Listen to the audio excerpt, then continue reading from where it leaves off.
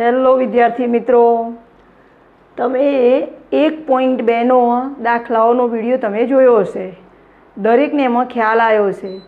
જે પ્રેક્ટિસના આપણે દાખલા માટે હોમવર્ક આપીએ છીએ તો એ કમ્પ્લીટ તમે ગણજો. જેટલી પ્રેક્ટિસ વધારે હશે એટલા દાખલા સરળતાથી અને કોન્ફિડન્સથી આપણને આવડશે. ચલો હવે આપણે આગળ શીખીશું પ્રકરણ 1માં સ્વાધ્યાય 1.3. હવે એ શીખવા માટે એના આપણે દાખલા નંબર 2 અને 3 લઈએ છીએ. પહેલાં હું દાખલા નંબર 1 નહીં લેતી, કારણ કે 2 અને 3 લઈશું તો તમને પછી દાખલા નંબર 1 થોડો ઇઝી લાગશે, બરાબર? તો એ સમજવા માટે હવે દાખલાઓ ગણતા પહેલાં આપણે કેટલીક થિયરી આપણા માઇન્ડમાં ક્લિયર હોવી જોઈએ. તો એના માટે જોઈએ કે સમય સંખ્યા કોને કહેવાય. આપણે આગળ આવી ગયું કે ભાઈ પ્રાકૃતિક સંખ્યા ગણ એટલે કોણ? પ્રાકૃતિક સંખ્યા ગણ એટલે આપણે કહીએ કે n એટલે એમાં કઈ કઈ સંખ્યાઓ આવી જાય? 1, 2, 3 એમ કરતાં કરતાં અનંત સુધી. પછી પૂર્ણ સંખ્યા ગણ આપણે આગળ આવી ગયેલું છે, અથવા તો પૂર્ણ સંખ્યાઓ એટલે કઈ આવશે? W. તો Wમાં કઈ આવશે સંખ્યાઓ? આ તો ખરી જ. એમાં શું ઉમેરીશું આપણે? એક વધારાનું 0. તો 1, 2, 3 અનંત સુધી. તો આ થઈ પૂર્ણ સંખ્યા ગણ. ચલો ત્રીજો એના પછી આવતો તો પૂર્ણાંક સંખ્યા ગણ. પૂર્ણાંક સંખ્યા ગણ અથવા પૂર્ણાંક સંખ્યાઓ. તો એના માટે કયો સંકેત આવતો તો બોલો તો? આગળ આપણે કેટલાય ધોરણોમાં આવી ગયેલું છે. તો અહીંયા બોલીએ આપણે ઝેડ. ઝેડમાં કઈ કઈ સંખ્યાઓ આવે વિચારો. આને કઈ ગોખવાની સમજીને કામ કરીએ તો ઓટોમેટિકલી કાયમી આપણને યાદ રહી જાય. ચલો આ તો ખરી સંખ્યાઓ. અને બીજી કઈ સાથે સાથે? બીજી સાથે સાથે ઋણ સંખ્યાઓ. તો -1, -2 એ અનંત સુધી, બરાબર? એના પછી પૂર્ણાંક પછી આપણે જોઈશું અપૂર્ણાંક સંખ્યાઓ. અપૂર્ણાંક સંખ્યાઓ અથવા એનું બીજું નામ છે સમય સંખ્યા ગણ ક્યુ. ક્યુને 2 રીતે બોલાય. સમય સંખ્યાઓ પણ કહેવાય અને અપૂર્ણાંક સંખ્યા ગણ પણ કહી શક્યા. આપણે આગળ શીખી ગયા છીએ કે ભાઈ સમય સંખ્યાઓ કોની કહેવાય? તો આ તો બધી ખરી એમાં એડ થશે. સાથે વિચારો, આપણે વિચારીએ આના સિવાય વળી કઈ સંખ્યાઓ હશે? તો આના સિવાય પણ બીજી કેટલીક અનંત સંખ્યાઓ છે જે તમે વિચારો કે ભાઈ 0 અને 1ની વચ્ચે કેટલી સંખ્યાઓ છે? અનંત સંખ્યાઓ છે. તો તમને આવડે છે 1 અને 2ની વચ્ચે કેટલી સંખ્યાઓ છે? અનંત છે. આપણે વિચારીએ એકનું ઉદાહરણ કે ભાઈ 1 અને 2ના વચ્ચે કઈ સંખ્યાઓ છે? અનંત. તો આપણે વિચારી શકીએ કે 1.2, 1.3, 1.4, 1.5 એમ અનંત સુધી. તો 1.2 લઈએ આપણે ઉદાહરણ સ્વરૂપ. તો જો આને આપણે પોઈન્ટ ના લખવા હોય તો 12/10 લખી શકાય. એટલે આને P/Q સ્વરૂપમાં લખી શકાય છે. તો જે સંખ્યાને P/Q સ્વરૂપમાં લખી શકાય એ બધી સંખ્યાઓ શેમાં આવશે? સમય સંખ્યા ગણ ક્યુમાં સમાવેશ થશે. તો આપણે એનું સ્વરૂપ જોઈએ, તો એની સમજ જોઈએ. તો P/Q સ્વરૂપની સંખ્યાઓ, એનો સાદો અર્થ એ થાય P/Q. એનો સાદો અર્થ એ થાય કે જે સંખ્યાઓને આપણે અંશ અને છેદ સ્વરૂપમાં લખી શકાય. P/Q. P એટલે અંશ, Q એટલે છેદ. તો જે સંખ્યાઓને અંશ અને છેદ સ્વરૂપમાં લખી શકાય એ બધી સંખ્યાઓને આપણે સમય સંખ્યાઓ કહીશું. તો આના માટેની કન્ડિશન અહીંયા કઈ છે? તો ઉપર જે P છે અંશમાં P એટલે કે Pની વેલ્યુ કોનામાંથી હોવી જોઈએ? ઝેડમાંથી. ઝેડ એટલે કયો ગણ વિચારો? આપણે હમણાં હાલ જ જોઈ ગયા. ઝેડ એટલે પૂર્ણાંક સંખ્યા. તો P બિલોંગ્સ ટુ ઝેડ લખાય અથવા P પૂર્ણાંક સંખ્યા પણ કહી શકાય. Q ફરજિયાત શેમાંથી હોવી જોઈએ? Q belongs to n. અથવા બીજી રીતે લખાય P શૂન્યેતર છે, સોરી Q શૂન્યેતર. શૂન્યેતર એટલે શૂન્યેતર એટલે ક્યુમાં શૂન્ય આવે, ક્યુની જગ્યાએ શૂન્ય આવે નહીં. શૂન્ય ન આવે તો તેવો ગણ કયો છે? એન. એટલા માટે આપણે એ કન્ડિશન લખી ક્યુ બિલોંગ્સ ટુ એન. રિપીટ ફરીથી, સમય સંખ્યા કોને કહી શકાય? જેને અંશ અને છેદ સ્વરૂપમાં લખી શકાય એને આપણે સમય સંખ્યાઓ કહીશું. કેટલાક આપણે ઉદાહરણ લઈશું સમય સંખ્યાના. તો તમે જ બોલો તો ઉદાહરણ. 3/4 લખી શકાય. ચલો માઇનસ લઈએ આપણે. -7/5 લખી શકાય. તો આ જુઓ અંશ છેદ, અહીંયા પણ અંશ અને છેદ સ્વરૂપમાં લખી શકાય છે. 1.3/4 લખી શકાય. તો તમે વિચારો, અંશ અને છેદ છે અને વળી આગળ 1 છે, પણ આપણને ખબર છે આનું P/Q સ્વરૂપ આપણે ફેરવવું હોય તો ફેરવી શકાય. તો આપણે કેવી રીતે ફેરવીશું? તો 4 × 4, 4 + 3 એટલે કેટલા થશે?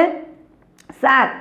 તો 7/4 એટલે થઈ ગયું અંશ અને છેદ સ્વરૂપ. તો શોર્ટકટમાં જે સંખ્યાનો અંશ અને છેદ સ્વરૂપમાં લખી શકાય એવી સંખ્યાને આપણે કહીશું પૂર્ણાંક સંખ્યા. ચલો 4ને કઈ કહેવાય?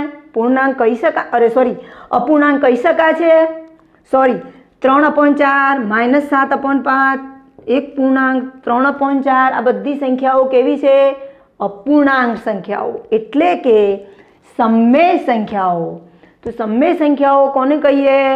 તો જે સંખ્યાને છેદ અને અંશ અને છેદ સ્વરૂપમાં લખી શકાય તેવી સંખ્યાઓને આપણે કહીશું સમય સંખ્યાઓ. તો બોલો 4 એ સમય સંખ્યા છે? આપણે વિચારીએ કે આના છેદમાં શું લખાશે? તો આપણને ખબર છે કે ભાઈ 4ના છેદમાં કશું નહીં એટલે એના છેદમાં કેટલા કહેવાય? 1. તો બોલો આ સમય થઈ કે અસમય કહેવાય? તો આ કઈ થઈ? સમય, કારણ કે અંશ અને છેદ સ્વરૂપ આપણે લખી શકીએ છીએ. ચલો બીજું વિચારીએ આપણે. 3ના છેદમાં 0 લખીએ તો આ સમય કહી શકાય? બોલો તો નહીં કહી શકાય. કેમ નહીં કહી શકાય? તો જુઓ, એના માટેની શરત આપણે અહીંયા પહેલેથી લખેલી છે કે છેદની વેલ્યુ બિલોંગ્સ ટુ એન, એનમાંથી હોવી જોઈએ અથવા તો શૂન્યેતર હોવી જોઈએ, શૂન્ય સિવાયની હોવી જોઈએ. તો શૂન્ય થવો જોઈએ નહીં. તો આની આ 3/0 એની આપણે કોઈ વેલ્યુ નક્કી કરી શકતા નથી. એટલા માટે આ સમય સંખ્યા કહેવાશે નહીં. બરોબર યાદ રહી ગયું? સમય સંખ્યા ક્યુ એટલે જેને અંશ અને છેદ સ્વરૂપમાં લખી શકાય એ બધી સંખ્યાઓ કઈ કહેવાય? સમય સંખ્યાઓ, અથવા તો બીજું એનું નામ શું? અપૂર્ણાંક સંખ્યાઓ. ચલો બીજું સ્ટેપ આપણે જોઈએ. અસમય સંખ્યા. એના માટે આપણે કયો ગણ લઈએ છીએ? એસ તરીકે ઓળખવામાં આવે છે. તો આનાથી ઉલટું, કે જે સંખ્યાનો P/Q સ્વરૂપમાં લખી ન શકાય તે સંખ્યાને અસમય સંખ્યા એસ કહે છે. કન્ડિશન તો અહીંયા કમ્પ્લીટ આના જ રહેશે, જ્યાં P બિલોંગ્સ ટુ ઝેડ અને Q બિલોંગ્સ ટુ એન. આને શબ્દોમાં કહેવું હોય તો શું કહી શકાય? કે Pની કિંમત શેમાંથી હોવી જોઈએ? અથવા તો અંશની સંખ્યાઓ બધી કેવી હોવી જોઈએ? પૂર્ણાંક. છેદની સંખ્યા કઈ હોવી જોઈએ? શૂન્ય સિવાયની એનમાં, એટલે કે એનમાંથી હોવી જોઈએ. ચલો, તો એવી કઈ સંખ્યાઓ છે કે જેને P/Q સ્વરૂપ ના લખી શકાય? તો અત્યાર સુધી બધા કરતાં એક ચેન્જ સંખ્યા તો તમે આગળ તો શીખી જ ગયેલા છો કે ભાઈ ચલો વર્ગમૂળમાં 2, તો આ કઈ થઈ? અસમય. વર્ગમૂળમાં 3 અસમય. વર્ગમૂળમાં 5, વર્ગમૂળમાં 7. શોર્ટકટમાં જેનું વર્ગમૂળ, આ જે વર્ગમૂળવાળો ભાગ દૂર ના થતો હોય, સાદા શબ્દોમાં આપણે સમજીએ તો આ બધી, પછી આપણે આગળ આવતું હતું પાઈ, પછી એના સિવાય આપણે હજુ આના પછી ટોપિક લઈશું તો એમાં આવશે સંખ્યાઓ 1.101001. આ સંખ્યાઓ બધી કઈ કહેવાય? અસમય સંખ્યાઓ. હવે અસમય સંખ્યાઓ, સમય સંખ્યા એટલે ક્યુ ગણ અસમમેય સંખ્યા એટલે એસ, એ બેને આપણે ભેગા કરી દઈએ, બે સંખ્યાઓને એક થેલામાં મૂકી દઈએ તો આપણું કઈ સંખ્યા મળશે? વાસ્તવિક સંખ્યાઓ, જે આપણા પ્રકરણનું હેડિંગ છે વાસ્તવિક સંખ્યાઓ. અને એનો માટે કયો ગણ આપણે આગળ શીખી ગયેલા છે, તો એના માટે કયો ગણ આપણે લઈએ છીએ, સંકેત કયો છે એનો વાસ્તવિક સંખ્યાઓનો? આર. તો આર એટલે સમમેય અને અસમમેય સંખ્યાઓને થી બનતા ગણને આપણે કહીશું વાસ્તવિક સંખ્યાઓ. ચલો એના માટે જોઈએ આપણે થોડો આગળનો ટોપિક. જો પી અવિભાજ્ય હોય તો, બરોબર, એક એક શબ્દને તમે સમજો તો થિયરિકલ બધા જ પોઈન્ટ આપણા માઇન્ડમાં ક્લિયર થઈ જશે. પી એટલે કોઈ સંખ્યા લઈએ આપણે કે ભાઈ કેવી છે? અવિભાજ્ય. તો આપણે કઈ લઈશું? બોલો, આપણે આગળ આવી ગયું ક્લિયર કે અવિભાજ્ય સંખ્યાઓ કોને કહેવાય? જો શબ્દ અહીંયા હોય તો તરત જ એની વ્યાખ્યા આપણા માઇન્ડમાં હોવી જોઈએ, તો જ તરત આપણને એનો અવિભાજ્ય સંખ્યાઓ, તો જ એનો જવાબ આપણને આવડી શકે. બાકી ના આવડે, ગોખીએ તો નહીં આવડે તો ભૂલી જવાશે. એટલે બરોબર મેઇન જે આપણું જે શબ્દ છે એને સમજો. અવિભાજ્ય સંખ્યાઓ, આગળ પણ આપણે ટોપિક લીધો, ફરીથી રિપીટ કરાવું છું કે અવિભાજ્ય સંખ્યાઓ એટલે સાદા અર્થમાં આપણે એવું સમજીએ કે કોઈ ઘડિયામાં વચ્ચે આવતી ના હોય, સાદા અર્થમાં. બીજી રીતે કહીએ કે જેના અવયવ એક સંખ્યા પોતે હોય અને બીજો અવયવ એક હોય, તેવી સંખ્યાને અવિભાજ્ય અવયવ સંખ્યા કહે છે. ચલો બોલો તો કઈ કઈ થશે અવિભાજ્ય સંખ્યાઓ? તો આપણે જોઈશું 2 થશે ને, 3, 5. તો જો અહીંયા શું લખ્યું છે? પી અવિભાજ્ય હોય તો પી એટલે આ સંખ્યાઓ કોઈ પણ લીધી ઉદાહરણ સ્વરૂપ. ચલો આ બધી અવિભાજ્ય છે તો એનું વર્ગમૂળ જો આપણે કરી દઈએ તો વર્ગમૂળમાં પી એટલે આનું આપણે વર્ગમૂળ કરીએ તો વર્ગમૂળમાં 2 થશે, આનું વર્ગમૂળ કરીએ તો વર્ગમૂળમાં 3 થશે, આનું કરીએ તો વર્ગમૂળમાં 5 થશે. તો આ બધી સંખ્યાઓ કઈ કહેવાય? અસમમેય સંખ્યાઓ કહેવાય.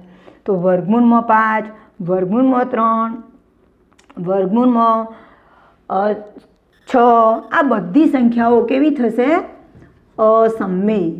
ચલો આપણે ઉદાહરણ લઈએ કે 4. આપણે આનાથી ઊંધું વિચારીએ, આ અવિભાજ્ય છે એની જગ્યાએ આપણે વિભાજ્ય લઈએ અને એનું વર્ગમૂળ લઈએ તો બોલો આ સમમેય થશે કે અસમમેય?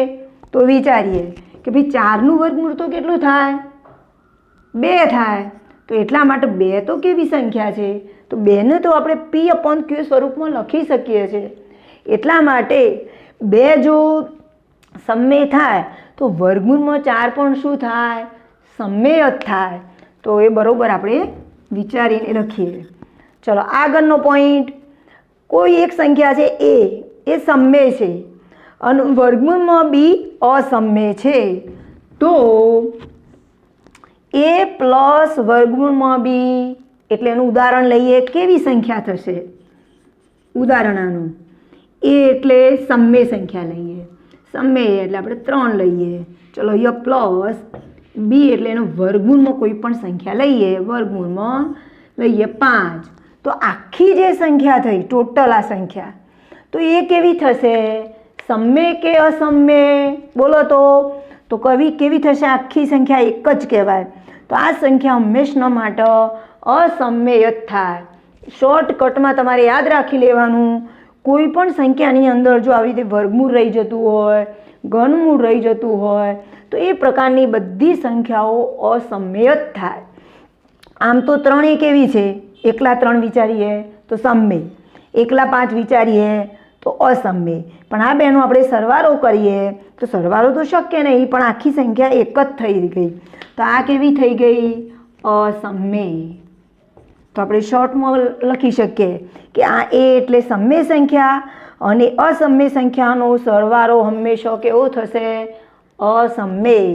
ચલો એવી રીતે અહીંયા ફરીથી પાછું ઉદાહરણ લઈએ. આનું એ એટલે ગમે તે લઈએ સંખ્યા 4 લઈએ, અહીંયા માઇનસ વર્ગમૂળમાં 7 લઈએ. બોલો આ સંખ્યા કેવી થશે? સમમેય કે અસમમેય? તમે જાતે વિચારી શકો છો. આ બેનો બાદબાકી ના થાય કે ભાઈ ચલો 7 - 4, ના થાય એની બાદબાકી. આની બાદબાકી થઈ જ ના શકે. આખી સંખ્યા આખી એમને એમ જ રહેશે. તો એટલા માટે આમાં વર્ગમૂળમાં 7 રહેલો છે, એટલા માટે આ સંખ્યા આખી કઈ કહેવાય? અસમમેય. ચલો એવી રીતે a ગુણ્યા વર્ગમૂળમાં 2. ઉદાહરણ લઈએ 3 વર્ગમૂળમાં 5. જુઓ તો આ પણ કેવી સંખ્યા કેવી કહેવાય? અસમમેય. એવી રીતે 3 વર્ગમૂળમાં 5 ભાગ્યા અથવા તો 3 ભાગ્યા વર્ગમૂળમાં 7. તો આ પણ કઈ સંખ્યા થશે? અસમમેય સંખ્યા. તો આ બધી સંખ્યાઓ કઈ છે? અસમમેય. ચલો થિયરીમાં બરોબર સમજ પડી ગઈ. તો હવે આપણે આના આગળ દાખલા લઈશું. શોર્ટમાં આનો સારાંશ 2 વસ્તુ ઉપર છે, સમમેય અને અસમમેય. અસમમેય એટલે કઈ સંખ્યાઓ? રૂટવાળી. વર્ગમૂળમાં 2, વર્ગમૂળમાં 3, વર્ગમૂળમાં 5, આ બધી વર્ગમૂળમાં 7, આ બધી સંખ્યાઓ કઈ કહેવાય? અસમમેય. સમમેય કોને કહેવાય? જેને p/q અથવા બીજો સંકેત લેવો હોય તો પણ લઈ શકાય, a/b સ્વરૂપમાં લખી શકાય, તો એને કહેવાય સમમેય. ચલો એના ઉપરથી આપણે હવે સ્વાધ્યાય 1.3 ના દાખલા નંબર 2 અને 3 તરફ આપણે જઈશું. ચલો એમાં પહેલાં આપણે જોઈએ દાખલા નંબર 2. દાખલા નંબર 2.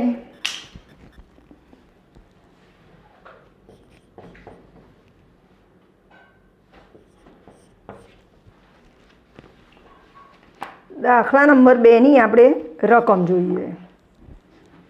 3 + 2 વર્ગમૂળમાં 5 અસમમેય છે એવું સાબિત કરવાનું છે આપણે. આ દાખલાઓ થોડા તમને જે લોકો બરોબર નહીં સમજે એ લોકો થોડા ભારે પડશે, પણ વારાઘડીએ જો પ્રેક્ટિસ કરશું તો ચોક્કસ આપણને આવડી જશે. હોશિયાર વિદ્યાર્થી અને જે ઓછા ટકાવાળા વિદ્યાર્થી હોય એમાં ડિફરન્સ કયો? બસ હોશિયાર વિદ્યાર્થી પ્રેક્ટિસ વધારે કરે છે, અને જે વિદ્યાર્થીઓ પ્રેક્ટિસ નહીં કરતા તો એમનું ગણિત પછી દિવસે દિવસે ડાઉન થતું જાય. તો એટલા માટે દાખલાઓની અંદર ગણિતમાં ખાસ કરીને આપણે પ્રેક્ટિસની જરૂર હોય છે, અને પ્રેક્ટિસ માટે આપણે હોમવર્કમાં આપીએ છીએ કે ભાઈ દરેક દાખલા પ્રમાણે એની પ્રેક્ટિસ કરવી જરૂરી છે. ચલો અહીંયા જોઈએ દાખલા નંબર 2. 3 + 2 વર્ગમૂળમાં 5 અસમમેય છે. આવું આપણે ઓરલી તો ખબર પડી ગઈ કે ભાઈ અસમમેય છે, પરંતુ આપણે એની સાબિતી આપવાની છે. તો કેવી રીતે સાબિતી આપીશું? તેના માટે બરોબર એક રીત સમજી લો. હવે અહીંયા લઈએ આપણે ધારણા કરવાની છે. ધારો કે 3 + 2 વર્ગમૂળમાં 5 સમમેય છે. ઊંધું ધારી લઈએ આપણે. સાબિત કરવાનું છે અસમમેય. ધારવાનું શું આપણે? કે આ સંખ્યા સમમેય છે. આપણે આગળ શીખી ગયા કે ભાઈ કોઈ પણ સંખ્યા સમમેય હોય તો કયા સ્વરૂપમાં લખી શકાય? p/q સ્વરૂપમાં લખી શકાય, અથવા બીજી રીતે શબ્દોમાં લખવું હોય તો p/q એ લખાય અથવા a/b એ લખાય, ગમે તે લખી શકાય. તો આપણે ધારો કે 3 + 2 વર્ગમૂળમાં 5 સમમેય છે, માટે અથવા આથી 3 + 2 વર્ગમૂળમાં 5 બરાબર a/b. a અને b કેવા છે? પૂર્ણાંક છે. a અને b અવિભાજ્ય પૂર્ણાંક છે, જ્યાં a અને b અવિભાજ્ય પૂર્ણાંક.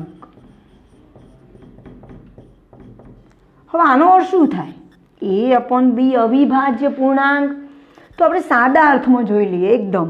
દાખલા તરીકે 6/8 છે, તો આ અવિભાજ્ય પૂર્ણાંક નહીં. ઉપર અવિભાજ્ય સંખ્યા છે? ના, નીચે અવિભાજ્ય છે તો નથી. તો આના છેદ આપણે ઉડાડવા પડે. તો આના આપણે 2 ભાગીએ તો 3, અહીંયા 4. તો જુઓ 3/4 એ કેવા કહેવાય? અવિભાજ્ય પૂર્ણાંક.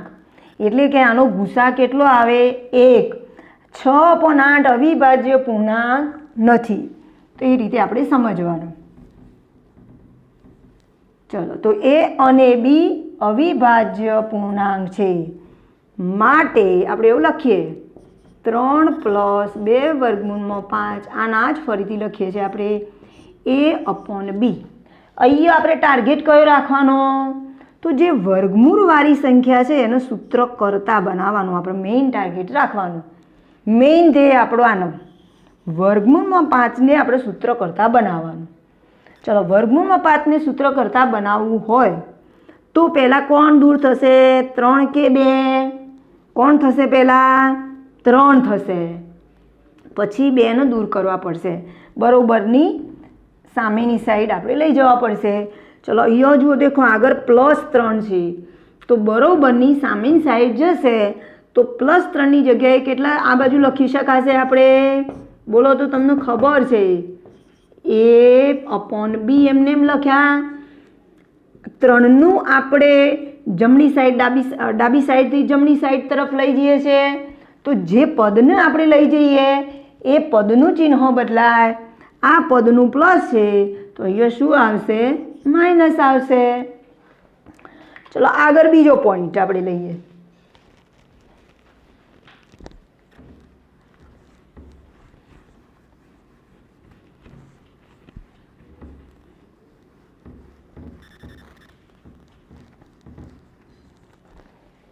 હવે આપણે શું કરીશું? આપણો મેઇન ધ્યેય કયો છે? આ વર્ગમૂળમાં 5ને એકલા રાખવાના છે, આ 2ને આપણે લઈ જવાના છે બરોબરની સામેની સાઈડ, પરંતુ આપણે પહેલાં આવતો તો ચોકડી ગુણાકાર કરી દઈએ, ખબર છે, યાદ છે શોર્ટકટ રીત? તો આને એને એ વડે એને એ 1 વડે ગુણીએ તો કેટલા આવશે?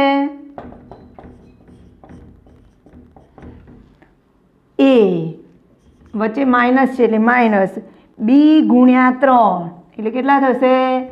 3b છેદમાં આ છેદનો ગુણાકાર બી ગુણ્યા 1 એટલે બી। તો આ રીતે આપણે આગળ શીખેલા છે। ચલો, હવે આપણે આ બંને વચ્ચે કેવો સંબંધ છે? દેખો, આ બે વર્ગમૂળમાં 5 અને 2 વચ્ચે ગુણાકારનો સંબંધ છે, એટલે જો આપણે અહીંયાથી 2ને દૂર કરવી હોય સંખ્યાને, તો જમણી સાઈડ જતો -2 ના થાય, તો આ સંખ્યાના સંબંધ ઉપર રહેલું છે, તો આ બંને વચ્ચે ગુણાકારનો સંબંધ છે, તો અહીંયા કયો જશે? છેદમાં અથવા તો ભાગાકારમાં। તો માટે વર્ગમૂળમાં 5 બરાબર કેટલા થશે? a-3b, આ છેદમાં આવી ગયા એટલે કેટલા આવી ગયા? 2b। હવે આ પદને વિચારીએ આપણે। જુઓ, a અને b કેવી સંખ્યાઓ આપણે ધારી હતી? પહેલેથી જ કહ્યું હતું કે a અને b અવિભાજ્ય પૂર્ણાંક છે, તો આપણે લખીએ જ્યાં a અને b પૂર્ણાંક છે, અવિભાજ્ય એટલે શોર્ટકટમાં પૂર્ણાંક છે। જો a અને b પૂર્ણાંક છે, આમ આપણો દાખલો ગણાઈ ગયો, પણ થોડા થિયલ પોઈન્ટ આપણો લખવા પડશે। તો a અને b જો પૂર્ણાંક છે, તો માટે આ આખી સંખ્યા પણ કેવી થશે? પૂર્ણાંક। માટે a-3b/2b પણ કેવી થાય? પૂર્ણાંક। પૂર્ણાંકનો બીજો કયો અર્થ થાય? બીજો કયો શબ્દ લખાય? સમમેય પણ લખી શકાય, સમમેય છે, તો a-3b/2b પણ સમમેય છે। હવે વિચાર કરો ભાઈ કે આ બંને વચ્ચે બરોબરનો સંબંધ છે, એટલે કે આ જો સમમેય થાય તો આ પણ શું થશે? બોલો તો સમમેય, કારણ કે આ બંને વચ્ચે બરાબરનો સંબંધ છે, બે ઇક્વલ છે, સરખા જ છે। આ સમમેય આવી ગયું તો વર્ગમૂળમાં 5 પણ કેવું થશે? માટે વર્ગમૂળમાં 5 પણ સમમેય થાય, પરંતુ બોલો આપણને ખબર છે, શું ખબર છે? આપણને ખબર છે કે પરંતુ આપણને ખબર છે કે વર્ગમૂળમાં 5 એ કેવી સંખ્યા છે? અસમમેય છે। તો આ બંને વચ્ચે શું પેદા થયું? વિરોધાભાસ થયો. આપણે સાબિત કર્યું તો એ આવ્યું કે વર્ગમૂળમાં 5 સમમેય સંખ્યા છે, પરંતુ આપણે જાણીએ છીએ કે વર્ગમૂળમાં 5 એ તો કેવી છે? અસમમેય સંખ્યા છે. તો લખીએ જે વિરોધાભાસ પેદા થાય છે, માટે આપણે જે ધાર્યું હતું, શું ધાર્યું હતું? આપણે ધારણા કઈ કરી હતી? 3 + 2 વર્ગમૂળમાં 5 સમમેય છે. એ શું પડ્યું?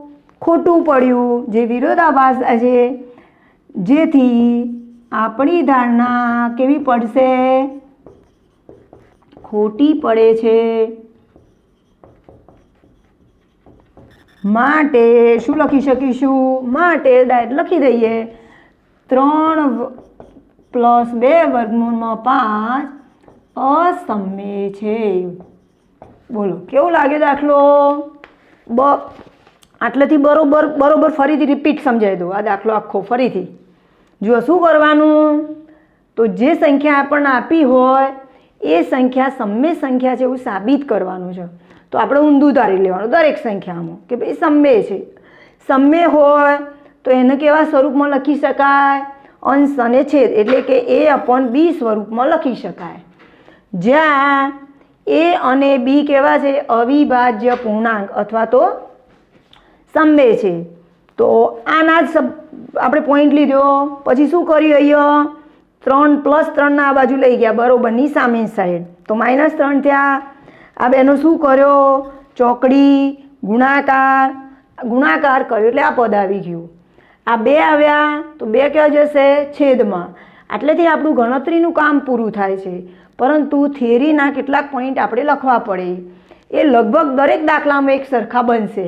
એટલે આ તમને સમજ આવી જશે, બીજા દાખલા પણ આવડી જશે. તો આપણે દરેકમાં પોઈન્ટ લખવાનું. શું લખવાનું? જ્યાં a અને b પૂર્ણાંક છે અથવા સમમેય છે, માટે આ આખી સંખ્યા પણ કેવી થશે? સમમેય થાય. પરંતુ માટે આ જો સમમેય થાય તો વર્ગમૂળમાં 5 પણ કેવી સંખ્યા થશે? સમમેય. પરંતુ આપણને ખ્યાલ છે, આગળ આપણે શીખી ગયા કે વર્ગમૂળ 5 તો અસમમેય છે. તો જે આ બંને વાક્યો વચ્ચે શું થયું? વિરોધ પેદા થયો. એટલે આપણે લખ્યું કે જે વિરોધાભાસ છે, જેથી આપણી જે ધારણા કરી હતી એ ધારણા શું પડે છે? ખોટી પડે છે.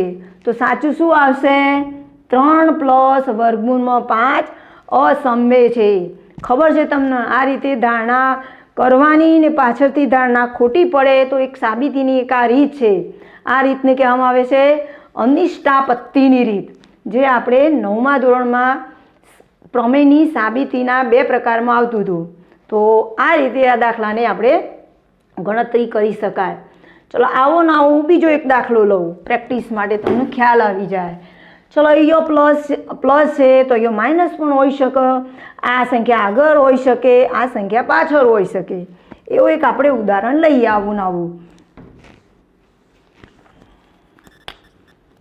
દાખલા નંબર 2નું ઉદાહરણ આપણે લઈએ છીએ. ચલો ગમે તે સંખ્યા લઈએ. જો આમ જ ફક્ત ફેરફાર તમારો કરવાનો છે. એ રીતે તમને ખ્યાલ જ આવી જશે કે કયા આના પછી કયા પોઈન્ટ આવશે તે તમને. તો આપણે ઉદાહરણ તરીકે લઈએ 7 વર્ગમૂળમાં 5 -8. એના આપણે સાબિત કરવાનું છે. અસમમેય છે તેમ સાબિત કરો.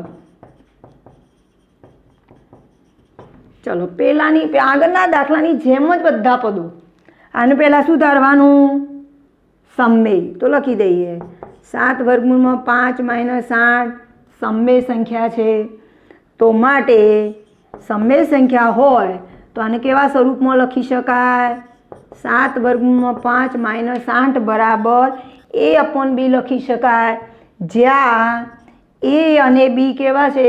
અવિભાજ્ય પૂર્ણાંકો છે. ફરીથી પાછો આના પોઈન્ટ લેવાનું. પેલા દાખલાની જેમ જ જુઓ.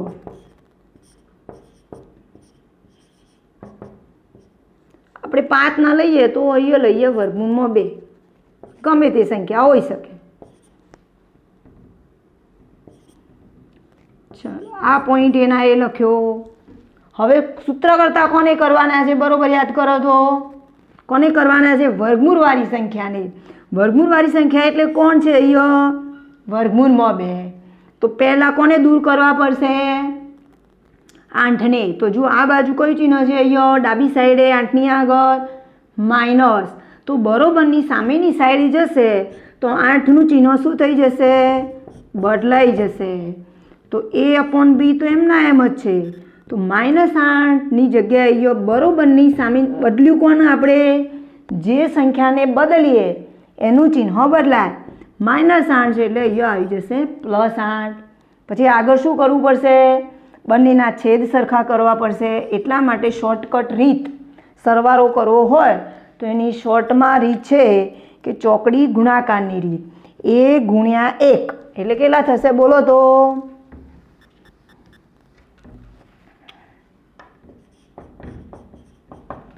A ગુણ્યા 1 એટલે A. આ જુઓ પ્લસ છે તો એ પ્લસ. B ગુણ્યા 8 એટલે 8B છેદમાં આ બંનેનો ગુણાકાર. B ગુણ્યા 1 એટલે B. હજુ આપણું કામ કેટલું બાકી છે જુઓ તો. આપણે કોને સૂત્ર કરતા બનાવવાના છે? વર્ગમૂળમાં 2ને. તો વર્ગમૂળમાં 2 આગળ કઈ સંખ્યા છે? 7. બોલો તો હવે આગળ આપણે શીખવી દીધું ભાઈ. તો વર્ગમૂળમાં 7 કયો જશે? આ બાજુ છેદ 7 કયો જશે? છેદમાં. તો અહીંયા કેટલા હશે? 7B. હવે ફરીથી હવે આપણો દાખલો તો આમ પૂરો થઈ ગયો પણ એના કેટલાક પોઈન્ટ આપણે લખવા પડશે. તો એ તો આપણે લખ્યું તો આગળનું એના એ જ આવશે. A અને B પૂર્ણાંક છે અથવા પૂર્ણાંક સંખ્યાઓ છે, સમમેય છે એમ પણ લખી શકાય. તો માટે આ આખી સંખ્યા અહીંયા લખી દેવાની આપણે. A + 8B/7B પણ કેવી થશે? સમમેય સંખ્યા છે. પરંતુ અહીંયા કોણ છે? આ સમમેય હોય તો આ પણ કેવી થાય? સમમેય. તો લખીએ અહીંયા વર્ગમૂળમાં 2 પણ કેવી થશે? સમમેય સંખ્યા થાય. પરંતુ આપણને ખબર છે કે વર્ગમૂળમાં 2 કેવી સંખ્યા છે? અસમમેય. આપણે જાણીએ છીએ. તો આ બંને વચ્ચે શું પેદા થયું? આ બે વાક્યો વચ્ચે વિરુદ્ધ પેદા થયું. આ વાક્ય એમ કહે છે કે આ સમમેય છે, આ વાક્યમાં એમ છે કે અસમમેય. એટલે એના ઉપરથી આપણે લખી શકીએ જે વિરોધાભાસ છે, જેથી આપણી ધારણા શું પડે છે? ખોટી. આપણે શું ધાર્યું હતું? 7 વર્ગમૂળમાં 2 -8 સમમેય ધાર્યા હતા. તો આપણી ધારણા ખોટી પડે છે. માટે આપણે લખી શકીએ કે ભાઈ 7 વર્ગમૂળમાં 2 -8 અસમમેય છે. બોલો હવે આ રીતના દાખલા તમને ગમે તે હોય પણ આવડી જાય કે ના આવડી જાય? હવે રકમો ગમે તેમ હોય પરંતુ કામ આપણે આ રીતે ગણતરી કરવાની. ચલો બીજા અહીંયા હવે સરવાળા બાદબાકીનો સંબંધ હતો. હવે આપણે અહીંયા ગુણાકારનો સંબંધ હોય એવી ટાઈપના દાખલા લઈએ. તો એવા દાખલાઓ ચોપડીની અંદર આપણે દાખલા નંબર 3નો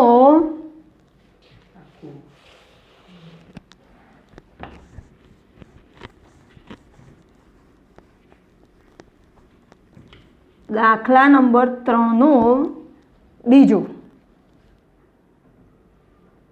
દાખલા નંબર 3ના હું બધા દાખલા રકમ લખું છું. 1/√2. બીજો છે 7 વર્ગમૂળમાં 2 અને ત્રીજો છે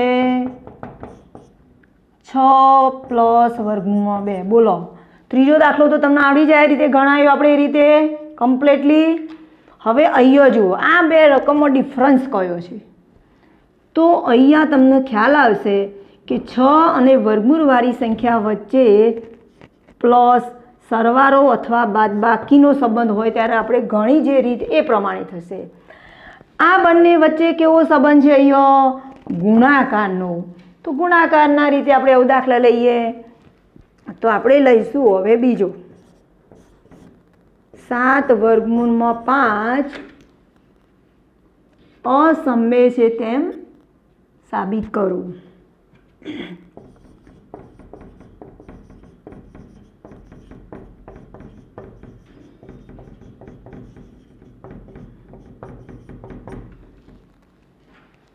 તો આગળના દાખલાની જેમ જ બધા પદો છે. તો આપણે પહેલાં ધારણા કરી લઈએ. ધારો કે 7 વર્ગમૂળમાં 5 કેવી સંખ્યા છે બોલો તો શું લખાશે આનાથી વિરુદ્ધ? સમમેય છે.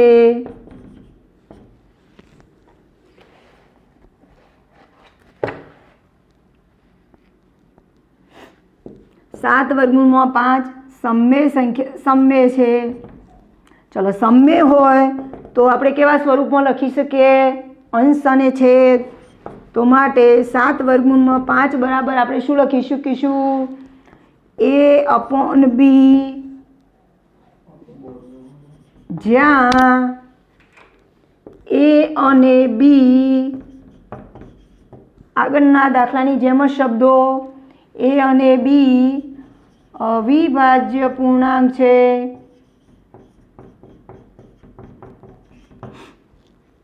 તો માટે આગળના દાખલાની જેમ જ આપણે પદ લેવાના છે. તો અહીંયા તો ડાયરેક્ટ જુઓ આપણે વર્ગમૂળમાં 5 ને સૂત્ર કરતા બનાવવાના છે. તો ફક્ત અહીંયાથી કોણ દૂર કરવા પડશે બોલો તો? ફક્ત 7 તો 7 કયો જશે? છેદમાં. તો માટે વર્ગમૂળમાં 5 બરાબર a/, કેટલા થશે બોલો? 7b. બસ દાખલો તો પૂરો થઈ ગયો આપણો. પણ લખવાનું પહેલાં આગળના દાખલાની જેમ શું લખીશું? a અને b કેવી સંખ્યાઓ છે?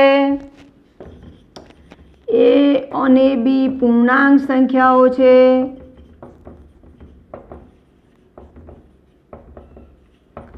માટે a/7b પણ કેવી થાય? a/7b પણ કેવી થાય? સમમેય સંખ્યા થાય. જો a/7b સમમેય થાય તો આ બંને વચ્ચે બરોબરનો સંબંધ છે. તો આ સમમેય થાય તો આ પણ કેવી થાય? સમમેય. તો માટે વર્ગમૂળમાં 5 સમમેય સંખ્યા છે. સમમેય થાય. પરંતુ આપણને ખબર છે કે વર્ગમૂળમાં 5 તો કેવી સંખ્યા છે? વર્ગમૂળમાં 5 અસમમેય છે. તો આ બંને વચ્ચે શું પેદા થયું? વિરોધાભાસ. જે વિરોધાભાસ થાય છે, વિરોધાભાસ ઊભો થાય. માટે આથી આપણી ધારણા શું પડશે? આપણી ધારણા ખોટી પડે છે. માટે આપણી તો સાચું શું હશે? આ ખોટું પડ્યું. તો સાચું શું આવશે? 7 વર્ગમૂળમાં 5 કેવી સંખ્યા થશે? અસમમેય થાય. તો આ સાબિતી થઈ ગઈ. આ રીતના આપણે કેટલા પણ દાખલા ગણતરી આપણે કરી શકાય એવા હું તમને દાખલા તરીકે ઉદાહરણ સ્વરૂપ આપણે કેટલાક દાખલાઓની રકમ લઈએ. તો આ 2 દાખલાઓ આપણે જે લીધા એમાં કોની ઉપયોગ કોણ શેમાં થશે તમે વિચારી શકશો. બોલો તો આમાં કયો થશે? કઈ રીત થશે? આગળના દાખલાની જેમ દાખલા નંબર 2 પ્રમાણે. ચલો એવી રીતે વર્ગમૂળમાં 5 - 7 કઈ રીતે આવશે? દાખલા નંબર 2 કે દાખલા નંબર 3? તો દાખલા નંબર 2 પ્રમાણે. બોલો 7 વર્ગમૂળમાં 3 કોના પ્રમાણે થશે? દાખલા નંબર 2 કે 3 પ્રમાણે? વિચારો. દાખલા નંબર આપણે આ ગણ્યો ને 3નો બીજો એ પ્રમાણે થશે. ચલો આપણને આપેલું હોય વર્ગમૂળમાં 18. વિચારો તો કઈ રીત થશે? તો અહીંયા આપણે અવિભાજ્ય સંખ્યા લાવવી પડશે. આપણે થિયરીમાં જોયું. તો આના આપણે અવયવ પાડીએ. જુઓ 18 એટલે 9 ગુણ્યા 2. 9 ગુણ્યા 2 એટલે 9નું વર્ગમૂળ કેટલું થાય? 3. અને 2નું ના થાય એટલે 3 વર્ગમૂળમાં 2 છે. એટલે આપણને સંખ્યામાં આપેલું હોય ભલે વર્ગમૂળમાં 8 પણ આપણે કામ કોની? 3 વર્ગમૂળમાં 2. એટલે તમને ખબર પડી ગઈ સાબિતીમાં આપણે આ સંખ્યા લખવાની. એટલે રીત કઈ આવી બોલો? દાખલા નંબર 2 પ્રમાણે કે 3 પ્રમાણે? તો 3 પ્રમાણે આપણે કામ કરીશું.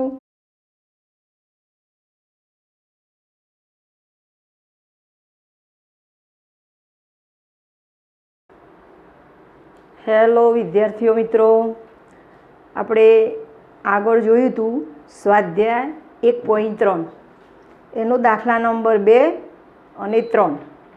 હવે આપણે જોઈશું દાખલા નંબર 1. કેમ આવું મેં ઉલટ લીધું?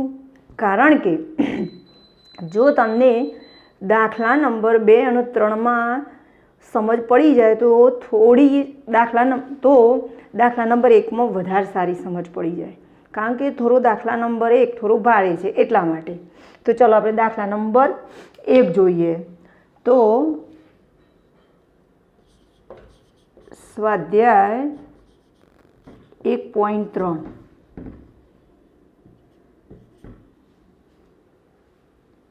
દાખલા નંબર 1 પ્રમાણે તો સાબિત કરો કે વર્ગમૂળમાં 3 અસમમેય છે. આપણે દાખલા નંબર 2 અને દાખલા નંબર 3માં જોયું હતું કેવી પ્રકારના રકમ હતી અને આપણે સાબિતી લીધી હતી, અને આ કેમ અલગ છે એનો આપણે જોડે તફાવત જોઈએ. તો જુઓ, આપણે દાખલા નંબર 2 અને દાખલા નંબર 3માં કેવા પ્રકારની રકમ હતી તો જોઈએ કે 2 વર્ગમૂળમાં 3, પછી 2 પ્લસ વર્ગમૂળમાં 5, 3 વર્ગમૂળમાં 7 માઇનસ 8. હવે આ ટાઈપની રકમો હતી.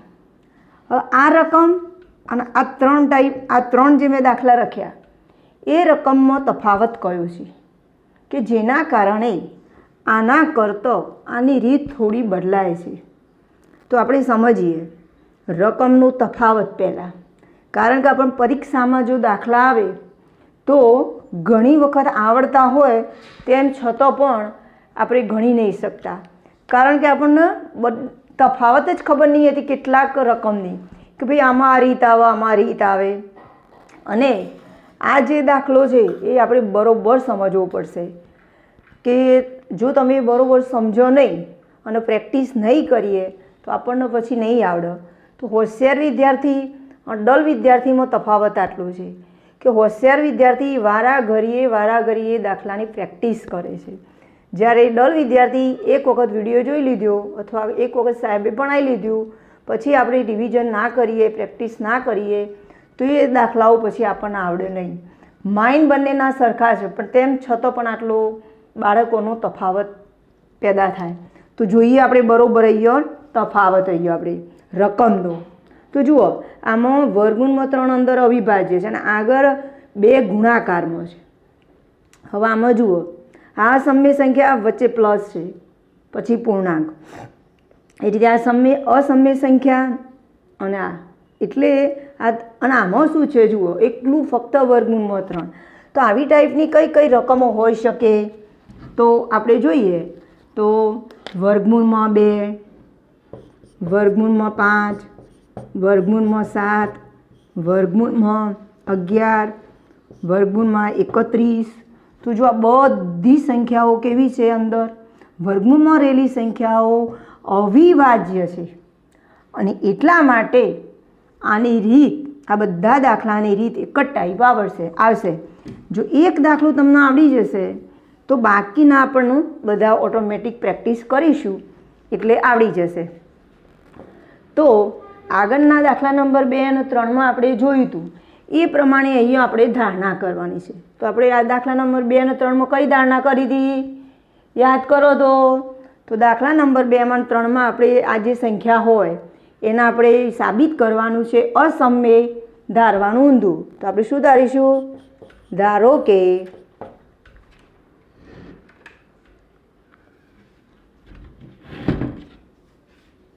ધારો કે વર્ગમૂળમાં 3 સમમેય છે. વિચારો, આપણે ધાર્યું કે વર્ગમૂળમાં 3 સમમેય છે. જો સમમેય હોય તો એને કયા સ્વરૂપમાં લખી શકાય? આગળ આપણે દાખલા જોઈએ તો એ જ પ્રમાણે. તો વર્ગમૂળમાં 3 બરાબર a/b એટલે કે અંશ અને છેદ સ્વરૂપમાં લખી શકાય, જ્યાં એ અને બી કેવા હતા?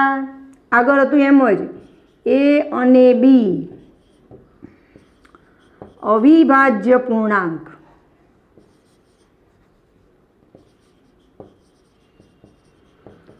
અવિભાજ્ય પૂર્ણાંક છે.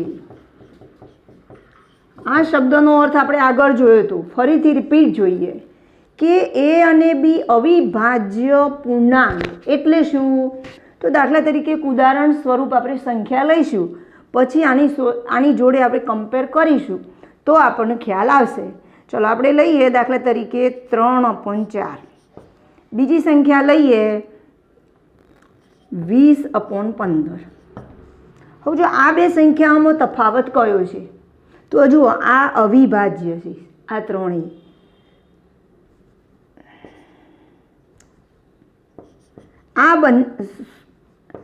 આ 3 અને છેદમાં 5 તો અવિભાજ્ય, તો એ અવિભાજ્ય હોવી જોઈએ બંને પૂર્ણાંક. તો 3 એકલા વિચારીએ તો અવિભાજ્ય છે, 5 પણ કેવા છે? અવિભાજ્ય પૂર્ણાંક. અને બીજા અર્થમાં જોઈએ તો આ બંનેનો, આનો બીજો અર્થ એવો થાય કે આ બંનેનો ગુસા, ઉપર નીચેનો ગુસા, 3 અને 5નો ગુસા કેટલો થાય? વિચારો તો તમને ખબર છે કે બે અવિભાજ્ય સંખ્યાઓ હોય તો એનો ગુસા હંમેશા 1 થાય. અહીંયા જોઈએ આપણે કે આ અવિભાજ્ય સંખ્યા છે? ના. 15? ના. તો આ સ્વરૂપમાં કહી શકાશે 20 અને 15 અવિભાજ્ય પૂર્ણાંક છે એવું આપણે કહી શકીશું નહીં. તો આપણે એને શું કરીશું કે એનો ગુસા 1 થાય ત્યાં સુધી આપણે છેદ ઉડાડવા પડે, અથવા તો અવિભાજ્ય પૂર્ણાંક લાવવા પડે. અવિભાજ્ય પૂર્ણાંક લાવવા હોય તો આપણે જોઈએ કે ભાઈ અવિભાજ્ય પૂર્ણાંક લાવવા છે તો સાદામાં સાદી કઈ રીત? તો છેદ ઉડાડવાની. તો આપણે ભાગાકાર કરીએ, 5 અહીંયા ભાગીએ તો 5 4 20, 5 3 15. તો જુઓ આ બંનેનો ગુસા કેટલો આવ્યો? 4 અને 3નો ગુસા કેટલો આવ્યો? 1. તો અહીંયા આપણે જોઈએ હવે કે એ અને બી કેવી સંખ્યાઓ છે? અવિભાજ્ય પૂર્ણાંક. એટલે એ અને બીનો ગુસા કેટલો થાય? 1. એટલે કે એ અને બીમાં કોઈ સામાન્ય અવયવ હોવો જોઈએ નહીં. ચલો હવે આપણે આગળની રીત જોઈએ.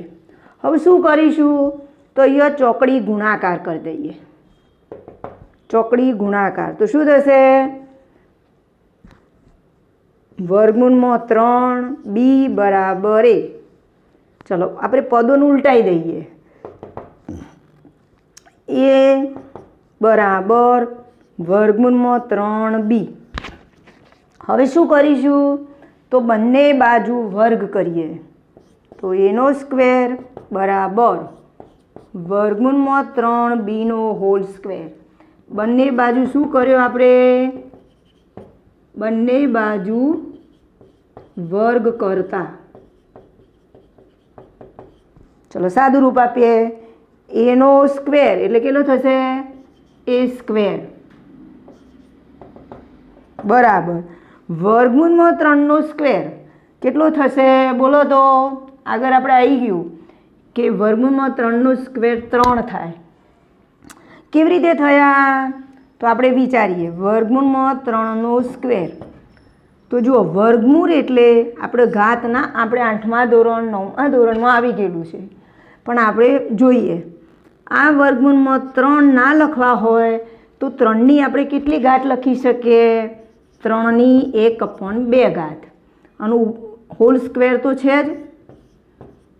ચલો ઘાતનો ઘાત હોય તો બંને વચ્ચે કયો સંબંધ થાય? ગુણાકારનો. તો આ બંને વચ્ચે ગુણાકાર. તો જુઓ 2 ઉડી ગયા તો કેટલા આવ્યા? 3ની 1 ઘાત એટલે 3. હવે જો ડાયરેક્ટ આપણે સમજી લઈએ. વર્ગમૂળમાં 3નો સ્ક્વેર 3. ચલો બીજી રીતે વિચારો તો વર્ગમૂળમાં 2નો સ્ક્વેર કેટલો થશે?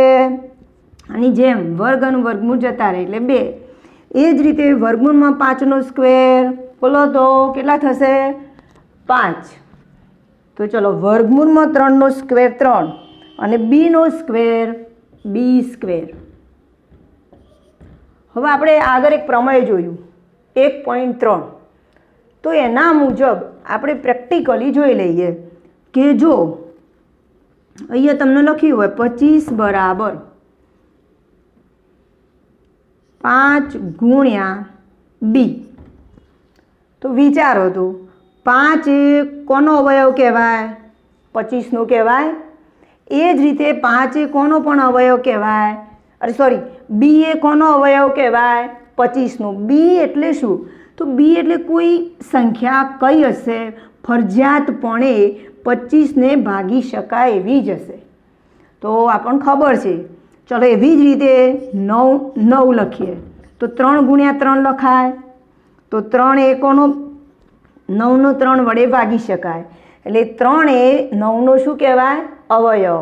એવી રીતે આ 3 પણ શું કહેવાય? 9નો અવયવ. તો આપણું 1.3 પ્રમેય કયું છે? તો 1.3 પ્રમેય મુજબ કે જો 5 અવિભાજ્ય સંખ્યા હોય, 5 અવિભાજ્ય સંખ્યા હોય તો એનો સ્ક્વેર એ પણ 5નો શું થશે? અવયવ. 5 એ 25નો શું થશે? અવયવ. તો એવી રીતે આપણે અલગ વિચારીએ. ચલો 3નો સ્ક્વેર કેટલો થશે? 9. એટલે કે 9 બરાબર આપણે એમને લખ્યું હતું 3 ગુણ્યા 3. તો 3 એ 9નો પણ અવયવ થાય, પણ આ 3ની જગ્યાએ આપણે કોઈ સંખ્યા આપી ના હોય. ચલો અહીંયા કોઈ અથવા તો અહીંયા 3 આપેલા છે પણ અહીંયા આપણને કશું કહ્યું નહીં, પણ ફક્ત એમ કહ્યું છે કે ભાઈ અહીંયા બી સ્ક્વેર છે. વિચારો એટલે આપણે મનમાં સમજી લઈએ કે ભાઈ બી સ્ક્વેર એટલે 3 અહીંયા 9 જ હશે. હવે જો 9 જ હશે તો 3 એ બી સ્ક્વેરનો અવયવ છે, તો 3 એ કોનો અવયવ થશે? બીનો પણ અવયવ થશે. વિચારીએ 3નો સ્ક્વેર એટલે 3 ગુણ્યા 3. આ બેને કમ્પેર કરો એટલે એ વાક્ય આપણને લખતા આવડી જાય સમજીને. તો જુઓ 3 એ 3ના સ્ક્વેરનો અવયવ છે, માટે લખીએ આપણે 3 એ 3ના સ્ક્વેરનો અવયવ છે, માટે 3 એ કોનો અવયવ છે? સ્ક્વેર કાઢી નાખીએ તો 3નો અવયવ છે. એ જ રીતે અહીંયા આપણે વિચારવાનું રહ્યું. વિચારો તો 3 એ કોનો અવયવ છે? આની જેમ કે ભાઈ આ સંખ્યા કઈ હશે? તો આપણને ખબર પડી ગઈ કે 3ના ગુણકવાળી ભાગાકારવાળી જ કોઈ હશે. તો એના ઉપરથી આપણે શું કહી શકશું? 3 એ માટે 3 એ સ્ક્વેરનો અવયવ છે.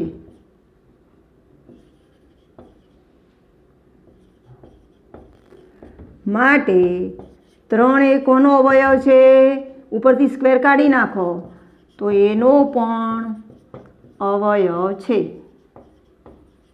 અવયવ છે એવું ના લખવું હોય, બીજો શબ્દ લખવું હોય તો શું લખી શકાય? ઘણી અલગ અલગ રીતે બધા શબ્દો વાપરેલા હોય, પણ મિનિંગ આપણને ખબર હોવો જોઈએ. 3 એ સ્ક્વેરને વિભાજ્ય છે. ઘણી વખત એવું પણ આપ્યું હોય, માટે 3 એને પણ વિભાજ્ય છે એવું પણ લખી શકાય. ચલો આગળનો પોઈન્ટ 2. ચલો રિપીટ. આ દાખલો ફરીથી બરોબર સમજી લો. આટલો પોઈન્ટ હજુ આપણો દાખલો અધૂરો છે. રિપીટ સમજી લઈએ કેવી રીતે કામ કર્યું એ, એટલે આગળનું જલ્દી ખબર પડી જશે. તો જુઓ, જે રકમ હોય એને શું ઉધાર લેવાની? આનાથી ઊંધી સમય છે ઉધાર લેવાનું. સમય હોય તો એને કયા સ્વરૂપમાં લખી શકાય? A/B સ્વરૂપમાં. એટલે કે અંશ અને છેદ. અંશ અને છેદ કેવા છે? અવિભાજ્ય પૂર્ણાંક છે. ચલો તો હવે આપણે આગળ શું કરીશું? ચોકડી ગુણાકાર કર્યો. આ એ અહીંયા રહ્યા. પદો જરા ઉલટાઈ દઈએ. તો એ પહેલાં લખ્યું, વર્ગમૂળમાં 3B પછી લખ્યા.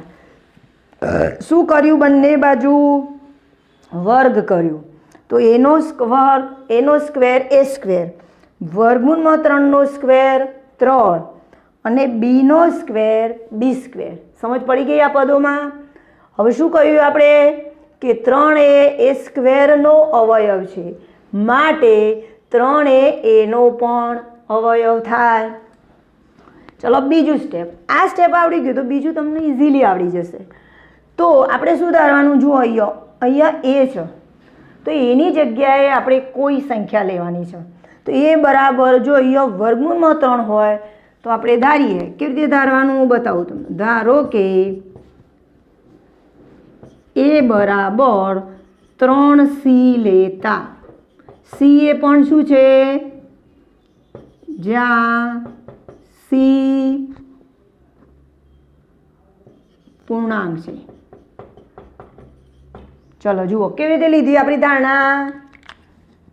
અથવા તો ધારો કે ના લઈએ તો એ બરાબર 3c લેતા કેવી રીતે લીધું બરોબર સમજી લો કે જો અહીંયા એ લેવાનું એટલે એ બરાબર અહીંયા વર્ગમૂળમાં જે સંખ્યા હોય એ લેવાની. અહીંયા 3 છે એટલે 3c. જો એ જ રીતે વર્ગમૂળમાં 2 હોય તો કઈ લેશો વિચારો. એ બરાબર 2c. જો વર્ગમૂળમાં 31 હોય તો શું લેશું એ બરાબર વર્ગમૂળમાં 31c. બાકી બહુ હવેથી ઇઝી છે. હવે આ જ આપણે જે ધાર્યું એ જ આપણે મૂળ રકમમાં મૂકી દઈએ. આપણી મૂળ રકમ કઈ હતી તો આપણી મૂળ રકમ હતી વર્ગમૂળમાં 3 બરાબર a/b. ચલો એમાં એ બરાબર 3c મૂકી દઈએ એટલે કમ્પ્લીટ આ રીતે થશે. એની જગ્યાએ કેટલા લઈએ છે 3c નીચે તો b. બસ હવે આ સ્ટેપ શું કર્યું તો અહીંયા આપણે ચોકડી ગુણાકાર. તો અહીંયા ચોકડી ગુણાકાર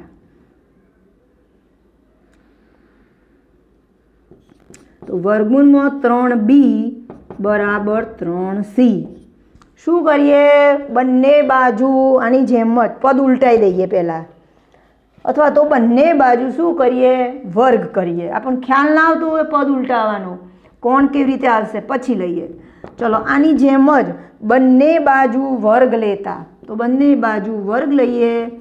વર્ગમૂળમાં 3b² બરાબર 3c². ચલો આ તમે લખી દીધું છે. આગળનું સ્ટેપ આપણે લઈએ.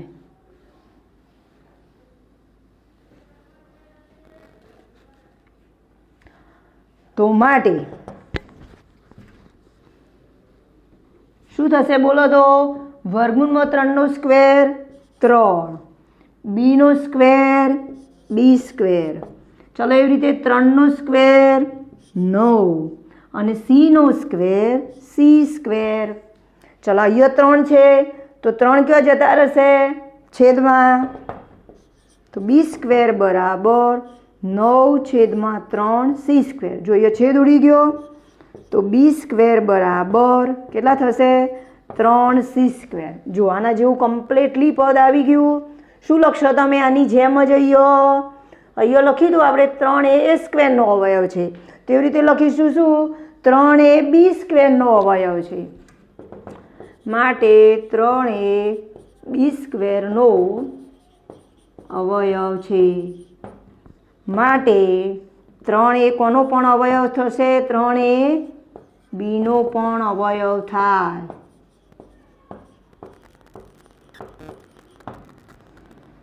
ચલો ખબર પડી ગઈ.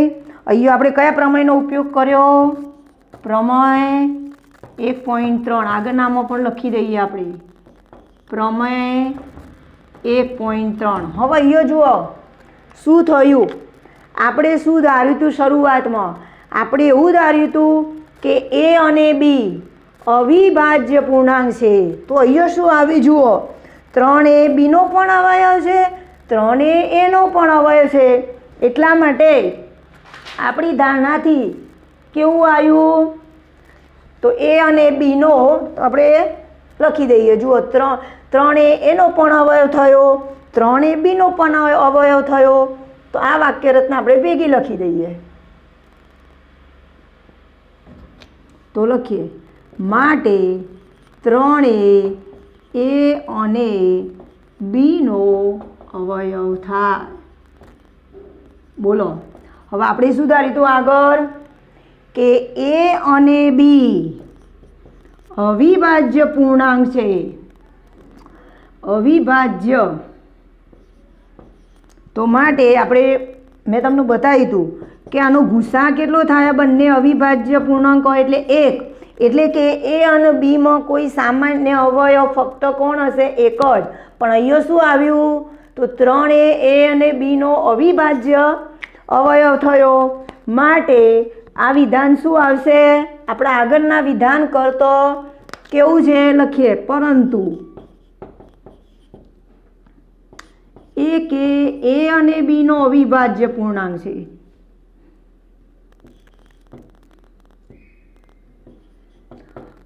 સોરી, અવિભાજ્ય નહીં, એ કે એ અને બીનો અવયવ છે એવું આપણે ધારણામાં ધાર્યું. તો જો આ બે વાક્યો કેવા થયા? વિરોધાભાસ થયા. વિરોધાભાસ થાય છે. જે વિરોધાભાસ થાય છે એટલે કે આપણે જે ધાર્યું હતું, આપણી ધારણા કેવી પડી? આપણી ધારણા ખોટી પડી.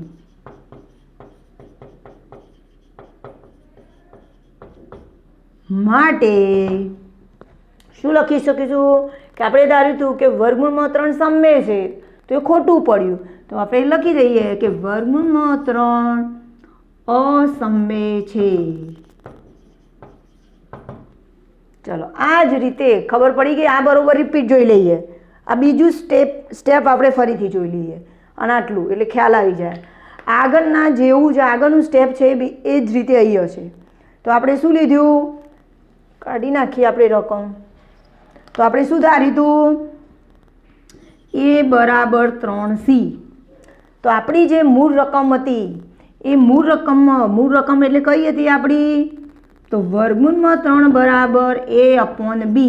તો એની જગ્યાએ શું લખીએ આપણે? 3c upon b. જોઈ લો, આ આપણે આગળ જોઈ લીધું. હવે આ બેનો શું કરી દઈએ? ચોકડી ગુણાકાર. તો જુઓ, ચોકડી ગુણાકાર કર્યા બાદ અહીંયા રિપીટ હું સમજાવું છું તમને.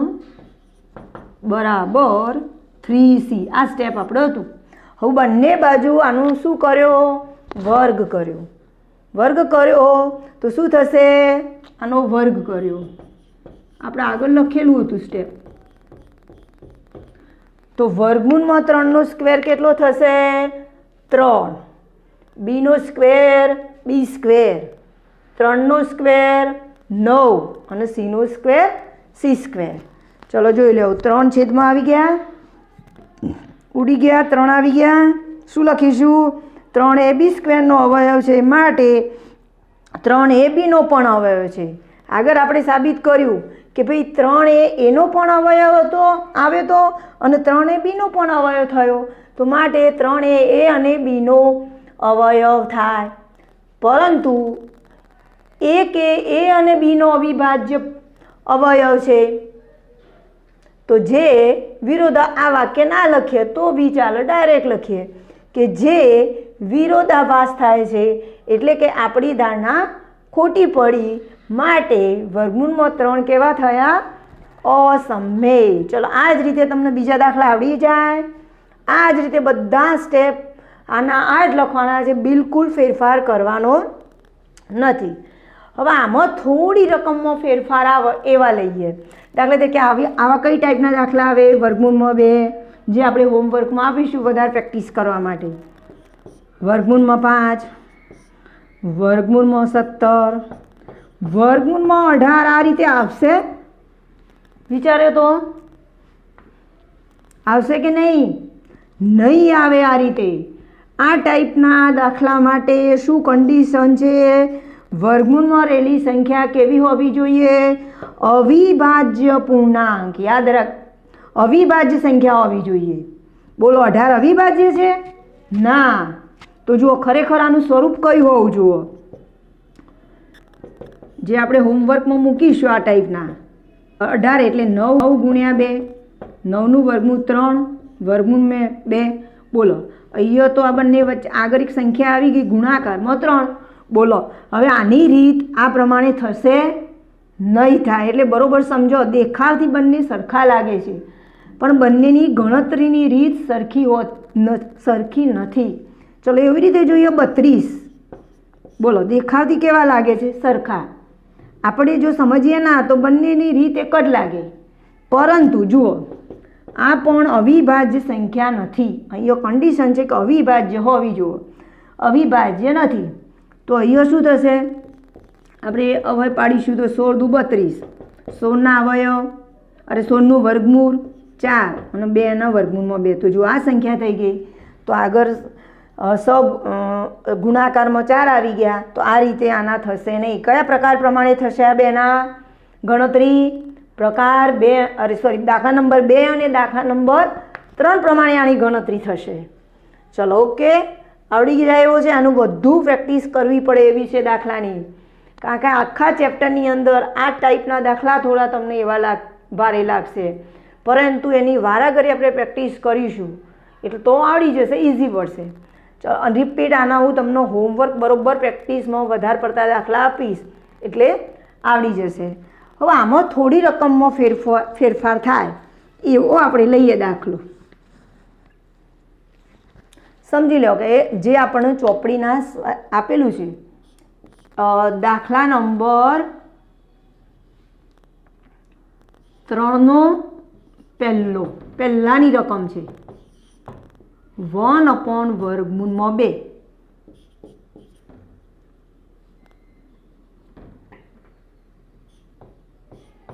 તો જુઓ આના જેવું જ છે. સાબિત કરો કે 1/√2 અસમય છે. જોવાનો અહીંયા આ કેવી સંખ્યા છે? અવિભાજ્ય છે. તો કમ્પ્લીટ આ રીત થશે. તો કમ્પ્લીટ સ્ટેપ બાય સ્ટેપ આપણે આના જેવા જ ગણવાના છે. બોલો શું ધારીશું પહેલાં? સૌ પ્રથમ તો ધારો કે 1/√2 કેવી ધારીશું? સમય.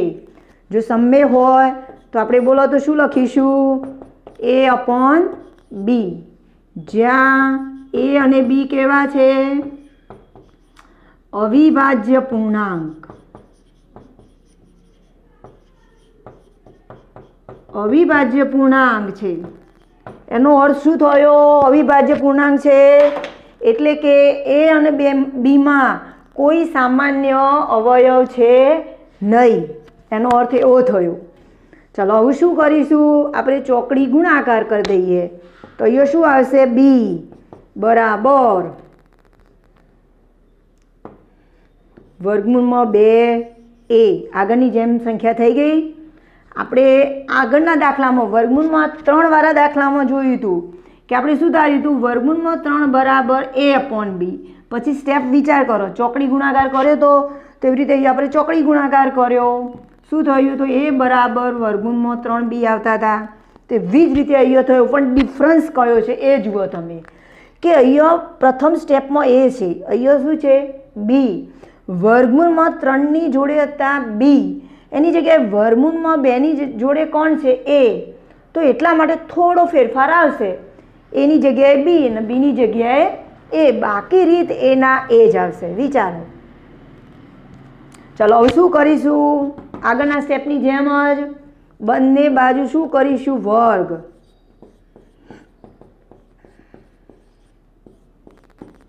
ચલો B² B², વર્ગમૂળમાં 2નો સ્ક્વેર 2, A² A². શું લખી શકીશું? 2A B² અવયવ છે. માટે 2 કોનો અવયવ થશે? Bનો.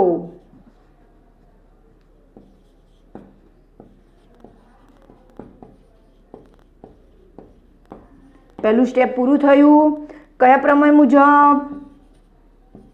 પ્રમેય 1.3 મુજબ. ચલો બીજું સ્ટેપ આપણું ચાલુ થયું. વિચારો.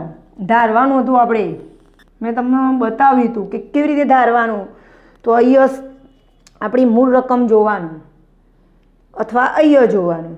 તો આપણે શું લઈશું? પહેલામાં A બરાબર 3C લેતા હતા. અહીંયા જુઓ B બરાબર શું લઈશું? 3C. ઉલટું છે, એની જગ્યાએ B લેવાનું, Bની જગ્યાએ A. B બરાબર અહીંયા 2 વર્ગમૂળમાં 2 છે એટલે કેટલા લઈશું? 2C, જ્યાં C પૂર્ણાંક છે. ચલો આપણે મૂળ રકમમાં આની કિંમત મૂકી દઈએ. આટલેથી જ આપણે લઈએ. તો બી બરાબર વર્ગમૂળમાં 2a. બીની જગ્યાએ કેટલા લખીએ? યાદ કરો, 2c. શું કરવાનું? આગળના સ્ટેપની જેમ કમ્પ્લીટ અહીંયાની જેમ બંને બાજુ વર્ગ. તો બંને બાજુ સ્ક્વેર વર્ગ કરીએ. વિચારો, 2નો સ્ક્વેર 4, c નો સ્ક્વેર c સ્ક્વેર, વર્ગમૂળમાં 2નો સ્ક્વેર 2 અને a સ્ક્વેર. શું કરીશું? આ 2 અહીંયા છેદમાં આવી જશે. શું થશે? 2c સ્ક્વેર બરાબર a સ્ક્વેર. જરા પદ ઉલટાઈ દઈએ. a સ્ક્વેર બરાબર 2c સ્ક્વેર. બોલો તો શું લખીશું હવે? આગળના દાખલાની જેમ આપણે વિચારો. તો 2a કોનો અવયવ છે? 2a a સ્ક્વેરનો અવયવ છે. માટે 2a કોનો અવયવ થશે? ઉપરનું સ્ક્વેર કાઢી નાખો. 2a એનો પણ અવયવ થાય. જુઓ અહીંયા 2a બીનો પણ અવયવ આવ્યો, 2a એનો પણ અવયવ આવ્યો. તો આપણે શું લખીશું? ત્રીજા સ્ટેપમાં આવે બંનેનું ભેગું. તો 2a એનો પણ અવયવ છે. આ કયા પ્રમેય મુજબ લખ્યું? 1.3. અહીંયા પણ 1.3. ચલો 2a કોનો અવયવ આવ્યો? 2a a અને બીનો અવયવ છે. જે શું થયું જુઓ, આપણે શું ધાર્યું હતું? અહીંયા આપણે આગળ શું ધાર્યું હતું? a અને b અવિભાજ્ય પૂર્ણાંક છે. એટલે કે એનો અર્થ, સાદો અર્થ કયો થાય સમજવું હોય તો a અને bમાં કોઈ અવયવ કોમન નથી, ફક્ત એક જ છે. પણ અહીંયા શું આવ્યું? 2a a અને bનો અવયવ છે. જે શું આવ્યું? જે વિરોધાભાસ છે. આગળનું વાક્ય તમને લખતા આવડી જશે ને? હું નહીં લખતી. તો માટે શું લખીશું?